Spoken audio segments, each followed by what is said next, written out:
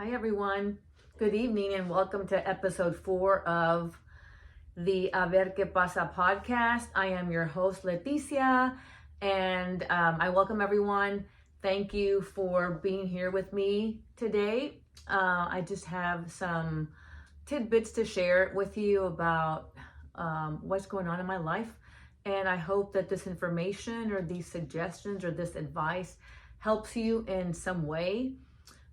First of all, I had forgotten to mention at the beginning of the month that May is Mental Health Awareness Month. And as you all know, these days, it's always been a thing. A lot of people struggle with so many different levels of anxiety, PTSD, depression. So it is no longer a myth. This is actually something that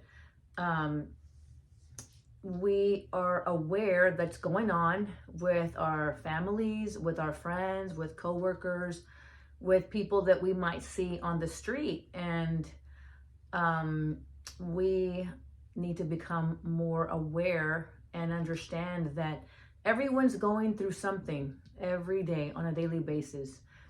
And so I'm actually close friends with one of the ladies at my job that's on the wellness committee. And she's been sending out weekly reminders of, check on your friends. If you haven't seen someone, give them a call, not just a text, really, check in on them to see how they're doing, especially if you kind of know that in the past they've struggled with some sort of mental health issue. Maybe it's a trauma from childhood. Maybe it's a breakup. Anything that has caused us distress, or it could be also something that we've had since we were children.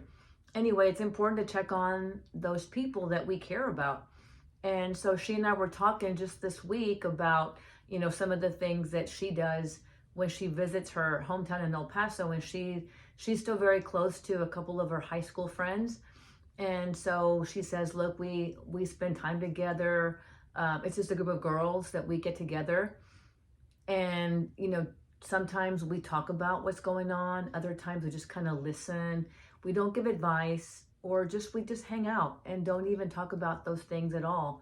But it is important to be aware that everyone is going through something, and we should all be conscious, and when we can help someone, to do so, especially if they ask for our advice, or if they ask, I need to talk to you about something. Let's be open and let's be available to them. But if they don't, these are some things that are easy to just talk about in your group of friends.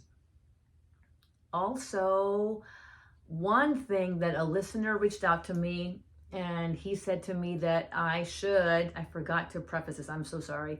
He said that I should not limit the podcast to only women, that I should open it, and just allow also men to sort of listen, which I'm sure they might. But anyway, he said that I should not just talk about women things. So I'm talking about mental health and how it affects a lot of people, even people, especially people that walk around and, they seem to have their shit together, and, they're always outperforming.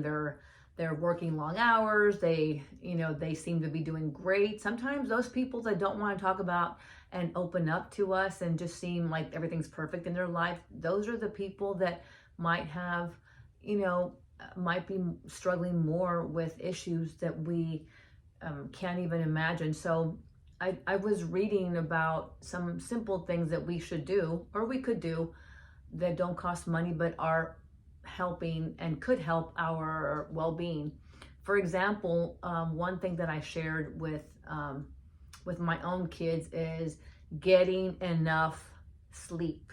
I know nowadays with social media and with our phones and everything that's going on, so many platforms that we're inundated with information and, things grab our attention. We need to get more sleep. Like as a society, sleep is such a commodity. And I tell my kids right now, you guys are in your 20s and it's great to be up all night, going to parties or going to raves or wherever you see your friends, and that's great. But also remember that sleep is so important. Sleeping enough when you're able to, 6, 7 hours, 8 hours would be ideal, but I know not all of us can sleep 8 hours, but sleeping is so crucial to our well-being. I'm sorry, I keep moving my eyes from the middle of the phone to the camera, so I'm really not sure. I'm not sure which way to look. But anyway, I'm going to focus on the camera. And drinking enough water is another suggestion. And it's really important. Sometimes even I forget when I'm in the garden and I'm soaking up. I'm just with the plants, I'm with the dogs, I'm going for a walk with the pups or whatever I'm doing, I forget.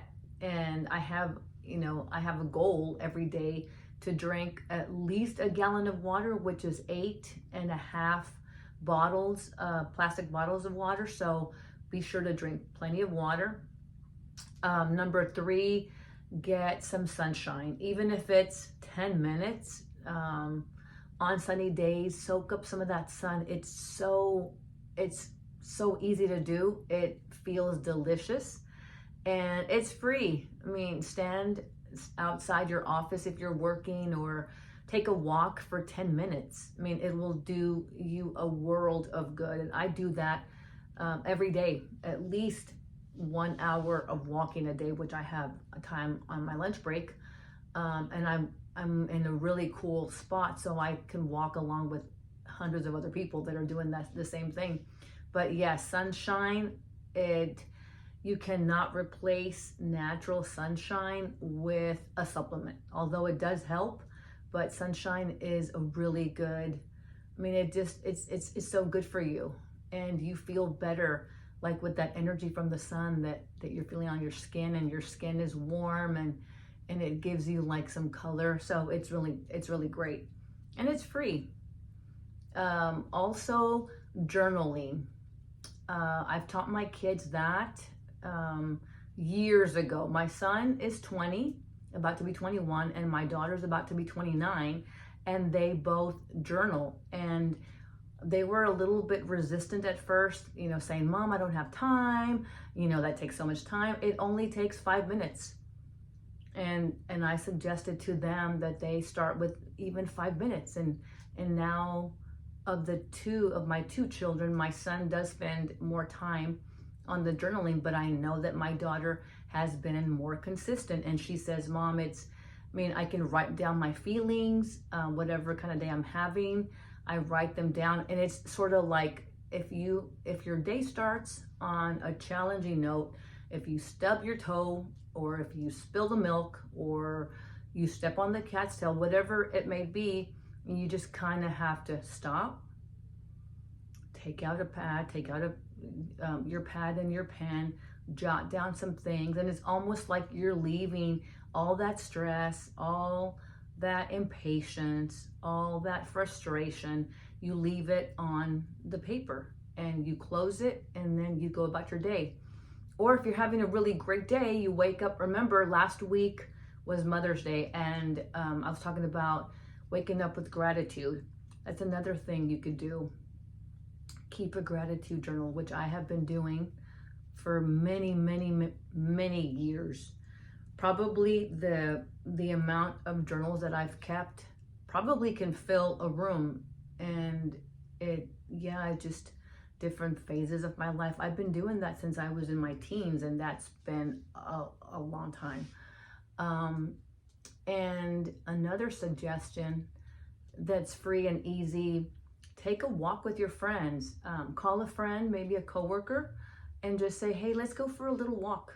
I mean, just so you could, talk about whatever. It doesn't have to be a themed walk. You could just grab your friend, during work or after work, or just in the evening if you're able to.